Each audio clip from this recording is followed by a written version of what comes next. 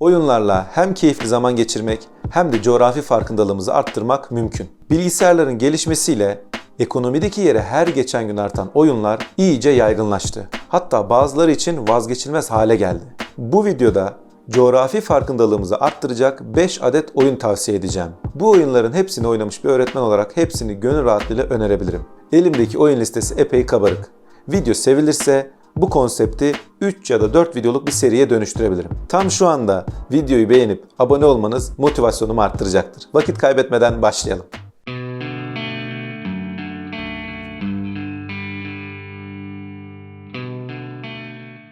İlk oyunumuz Cities Skyline. Listeme bir şehir kurma simülasyonu diyebileceğimiz bu oyunla başlamak istedim. Şehirler coğrafyanın bir parçasıdır. Gelişimlerini iyi anlamak gerekir. Bu oyun sayesinde yeraltı kaynaklarından yüzey şekillerine, ulaşımdan ekonomiye, eğitimden sağlığa pek çok parametreyi düşünerek bir şehir kurup geliştirmeye çalışıyorsunuz. Bir kasaba kurmakla oyuna başlıyor ve onu dev bir metropole çevirmek için uğraşıyorsunuz. Ve bu hiç de kolay olmuyor. Şehrinizi geliştirirken hem coğrafi şartlarını hem de ekonomik durumunu iyi analiz etmelisiniz. Göç dengesini kurmalı, nüfusunuzu korumalısınız. Bu oyunla şehir yönetiminin zorluklarını ve keyifli yanlarını görüyorsunuz. Örneğin rüzgar enerjisi kuracaksanız rüzgarı hesaplamalı ve hatta endüstri alanını rüzgara göre konumlandırıp şehrin hava kirliliğini düşünmelisiniz. Oyun sayesinde yönetimsel becerileriniz de gelişiyor. Şehrinizde ne kadar vergi alacağınız, turist çekmek için yapacağınız yatırımlar ve ulaşımı nasıl sağlayacağınız size kalmış. Ayrıca şehrinizin nasıl görüneceği sizin seçimlerinize göre değişiyor. İkinci sırada Enno 1800. Gerçekten saatlerce severek oynadığım bir oyun. Cities Skyline'a benzese de çok büyük farklar içeriyor. Temelde şehir kuruyoruz ama bunu en çok üretim, tüketim ve dağıtım dengesini gözeterek yapıyoruz. Bu oyunda en önemli unsurlar deniz filonuz, yaptığınız anlaşmalar ve ülkelerle gerçekleştirdiğiniz deniz ticareti. Bunları yaparken halkınızı mutlu etmeli, üretim aşamalarını korumalı ve denizdeki korsanlarla mücadele etmelisiniz. Oyunda coğrafi keşiflere de çıkıyorsunuz. Ayrıca oyunun grafikleri, seslendirmeleri ve müzikleri oldukça güzel. Listemizin 3. sırasında Universe Sandbox 2 var. Sandbox türündeki oyunlar size bir hikaye vermez. Belirli materyaller veya durumlar verir, siz hayal gücünüze ya da merak durumunuza göre istediğinizi yaparsınız. Zaten sandbox kelimesini kum havuzu diye çevirdiğimizi düşünürsek mantık anlaşılmış olur. Bir kum havuzunda oynayan çocuk kadar özgürsünüz. Bu oyunda dünyanın ve diğer gezegenlerin şeklini, hareketlerini, güneş sistemini, yıldızları ve galaksileri gerçeğe epey uygun şekilde görüp üzerlerinde oynama yaparak sonuçlarını gözlemliyorsunuz. Örneğin dünyanın çekirdek ısısını azaltıp nelerin değiştiğine bakabildiğiniz gibi güneşi yok edince olacakları da görebiliyorsunuz.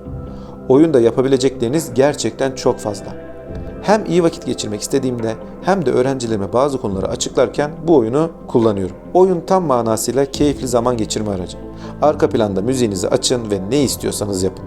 Oyun özellikle evrendeki yerimizi anlatmada oldukça başarılı. Geldik 4. sıraya. Burada Civilization serisi var. En son 2016 yılında 6.'sı yayınlanan seri hem coğrafi hem de tarihi bakış açınızı geliştiriyor. Oyun sıra tabanlı bir strateji. Yani bazı hamleler yapıyorsunuz, sıra rakibinize geçiyor, kararlarınızın etkilerini görüyor, ardından yeni hamleler yapıyorsunuz. Oyunda bulunduğunuz yerdeki kaynakları en iyi şekilde kullanıp medeniyetinizi ilkel seviyelerden uzay çağına ulaştırmayı amaçlıyorsunuz. Oyun esnasında doğal kaynaklarınızı koruyup kullanmaya çalışırken diğer medeniyetlerle diplomatik ilişkiler kuruyorsunuz. Arazinizin fiziki yapısı, iklimi ve toprak verimliliği gelişiminizi etkiliyor. Gerçekten çok kapsamlı düşünmenizi gerektiren bir oyun. Oyunun öğrenilmesi biraz zaman istese de kendine has hayran kitlesinin olması bilgi paylaşımını arttırıyor. Takıldığınız noktaları kısa bir araştırmayla çözebilirsiniz. Oyunu arkadaşlarınızla online de oynayabilirsiniz. Ve son olarak Microsoft Flight Simulator 2020. Aslında bir uçuş simülasyonu ama biz bu amacı dışında dünyayı gezmek için kullanıyoruz. Oyunda dünyanın her yerinin çok büyük doğrulukla oluşturulmuş dijital bir modeli var ve istediğiniz yere uçabiliyorsunuz. Oyun pek çokları tarafından uçak kullanmadaki gerçekçiliği için tercih ediliyor. Ama biz dünyayı kuş bakışı gezmenin ve gördüğümüz yerlerdeki coğrafi şartları anlamanın keyfini çıkarıyoruz. Bu arada oyunun grafikleri gerçekten harika. Bazılarınızın bildiği gibi bu oyunla bir video serimiz var. Linkini buraya bir yere bırakıyorum.